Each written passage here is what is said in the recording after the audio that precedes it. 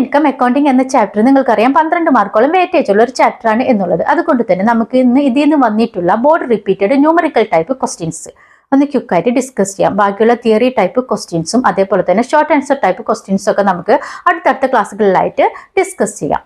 ഇതിൽ നിന്ന് വരാൻ സാധ്യതയുള്ള ഒരു ചോദ്യം, വാല്യൂ ആഡഡ് ഡാറ്റ തന്നതിന് ശേഷം അതിൽ നിന്നും GDP at market price, GDP at factor cost, NNP, NDP, national income calculate ചെയ്യാനായിട്ട് ഒരു ചോദ്യം ഉണ്ടായിരിക്കും. അതേപോലെ തന്നെ ഇൻകം മെത്തേഡ് ഡാറ്റ തന്നതിന് ശേഷം, അതായത് ഇൻകം മെത്തേഡ് ഡാറ്റ എന്ന് പറയുമ്പോൾ compensation of employees, operating surplus, mixed income ഒക്കെ തന്നതിന് ശേഷം അതിൽ നിന്നും ഡൊമസ്റ്റിക് ഇൻകം കണ്ടെത്താനായിട്ട് ഒരു ചോദ്യം ഉണ്ടായിരിക്കും. അടുത്തത് എക്സ്പെൻഡിച്ചർ മെത്തേഡിൽ, അതായത് എക്സ്പെൻഡിച്ചർ മെത്തേഡ് എന്ന് പറയുമ്പോൾ C+I+G+, export minus import form തന്നതിന് ശേഷം അതിൽ നിന്നും GDP കണക്കാക്കാനുണ്ടായിരിക്കും.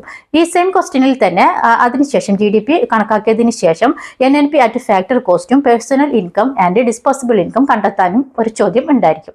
അതേപോലെ തന്നെ ഗീവ് റീസൺ ടൈപ്പ് ക്വസ്റ്റ്യൻ ഉണ്ടായിരിക്കും. ഓഡ് വൺ ഔട്ട് ക്വസ്റ്റ്യൻസ് ഒക്കെ ഇതിൽ നിന്ന് വരാൻ സാധ്യതയുണ്ട്. അതൊക്കെ നമ്മൾ അടുത്തടുത്ത ക്ലാസ്സിലായിട്ട് ഡിസ്കസ് ചെയ്യാം.